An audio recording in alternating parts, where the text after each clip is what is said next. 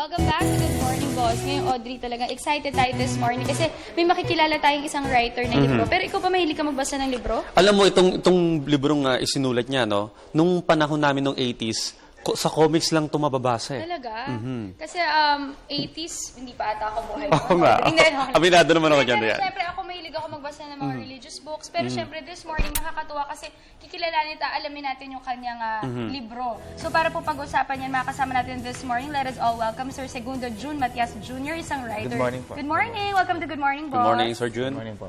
So, Mr. June, kayo po ay isang writer. So, how long have you been writing? Matagal na, since 1980s pa.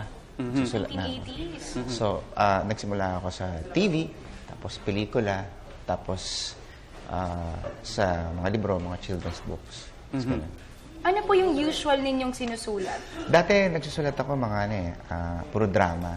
Yun ang forte ko dati. Sa Naku, mga gusto variety ni shows. Audrey yung drama. Pero nabanggit mo, sir, children's books. Bakit gusto mong kilitiin ang mga pag-iisip ng mga kabataan? It came to a point kasi na kailangan ko magsulat sa pambata. Kasi sa publishing company namin, kailangan magsulat para sa mga bata. And nung nandun ako, isa pala siyang napaka-interesting na category sa pagsusulat. Kasi marami siyang challenge. Kasi nagbibigay ka ng information sa mga bata. Naniniwala ako na you don't have to deprive children of knowing what's around him or her. Reality. Yung reality. And the challenge is how will you tell the story to the child. Yeah. Kung sensitive man yun o hindi, mababa o hindi, kailangan ikwento mo siya sa paraang maintindihan ng bata at hindi siya ma-offend. Oh, yeah. Alright. June, nabanggit mo kanina na 80s pa lang nagsusulat ka na. Nagsimula ka sa drama at pati sa mga pambata. Masasabi mo ba bilang isang writer, as talagang sumasabay sa henerasyon, ano-ano ba yung mga uso na, like ngayon, sa generation ngayon, ano na yung mga usual na pinapatok ng mga tao? Ibang-iba na ngayon, siyempre, dahil dahil sa digital technology, sa internet, marami yung attention ng bata hindi na kagaya dati na talagang focused sila. So, kailangan talaga, isa siyang malaking challenge na kailangan, kapag gumawa ka, talagang magugustuhan ng mga bata. Yung, maraming challenges niya, hindi kagaya dati. Kasi ngayon, yung attention nila nakukuha na ng yung attention span, iPad, ng mga games. So, may mga, nag-iisip ka ng paraan para yung attention niya, mas papatok ito kaysa sa mga ibang nakikita sa ibang media. Alam mo, yun nga yung sinabi ni Sir, Dayan. Alam niyo, sir, kasi accessible na ngayon para sa mga bata sa internet, isang pindot lang, nandiyan na yung mga stories na pambata. Mag-download na rin kasi nila sa e-book, di ba? Sa e-book. Pero bakit lumikha pa kayo ng libro na sa palagay ninyo, paano ito tatangkilikin ng mga kabataan ngayon? Kasi meron pa rin naghahanap ng iba pa rin yung naamoy, nakikita, nahawakan. Kasi That's ang right. libro, naniwala kami bilang writer at papublisher na iba pa rin yung pagbabasa ng ang libro ay nakokolek. It is something na you want to own. So, hindi siya kagaya ng music na kahit ilan tayo dito sa kwartong to, pwede nating marinig ang isang music. Ito, pagka nagustuhan mong isang libro, kahit minsan nabasa mo na sa internet, nabasa mo na kung saan, you still want to have the book. Yes. So, yan naman magiging available din sa e-book. And of course, June, right now you have a book entitled Moy Moy Lulumboy. So, can you tell us more about the book? Kasi, pag-umpasahan natin kung bakit ko naisip siguro.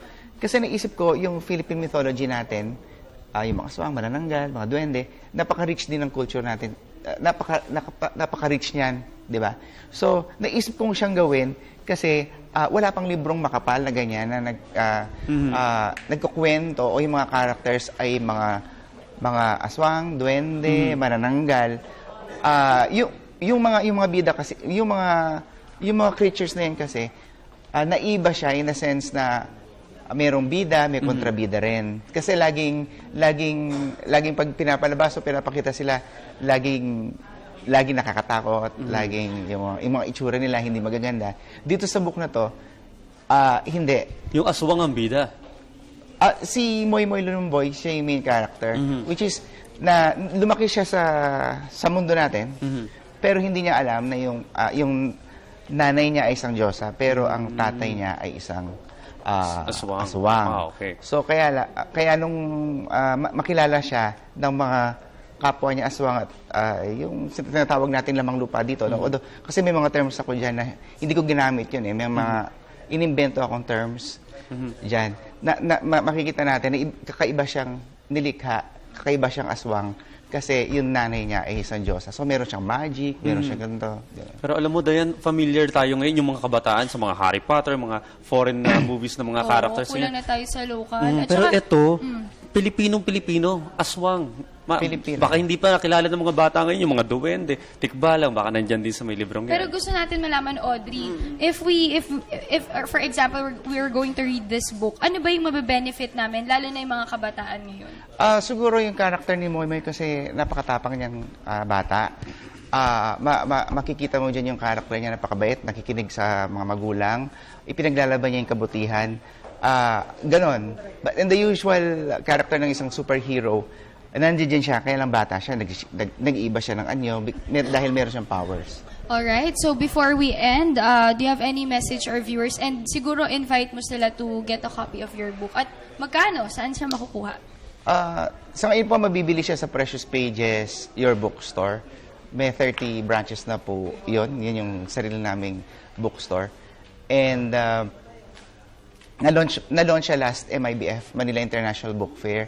So, and then later po, susubaybayan na lang nila na nasa national bookstores din siya, nasa mga branches siya ng national bookstore at iba-iba pang major bookstore sa atin. Okay. Alright, ako talaga, Audrey, I would still encourage all the youth out there to really read books kasi iba pa rin yung nag-work, yung imagination mo eh, kesa yung naglalaro ka ng video games. Kasi masasabi natin sa very modernized world natin sa ngayon, talagang lahat ng mga kabataan ngayon, video games ng hawak. Unlike nung generation natin, comics, uso pa yan. Yung Nirerentahan pa nga comics. nirerentahan, puro libro tayo, usong-uso pa yung mga nagpupunta sa libraries. So sana ibalik natin yung ganon kasi iba pa rin yung marami tayong natututunan from the book. Alam mo, Dayan, hindi lang pang kabataan siguro to, para even sa mga kasing edad ko na, Yeah. na gustong maglaro Baka yung yung pareho, imahinasyon mo, maaaring basahin nito.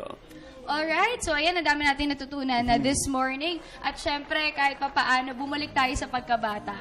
So thank you so much for joining us this morning. That was Mr. June Matias, isa pong writer. Thank you po.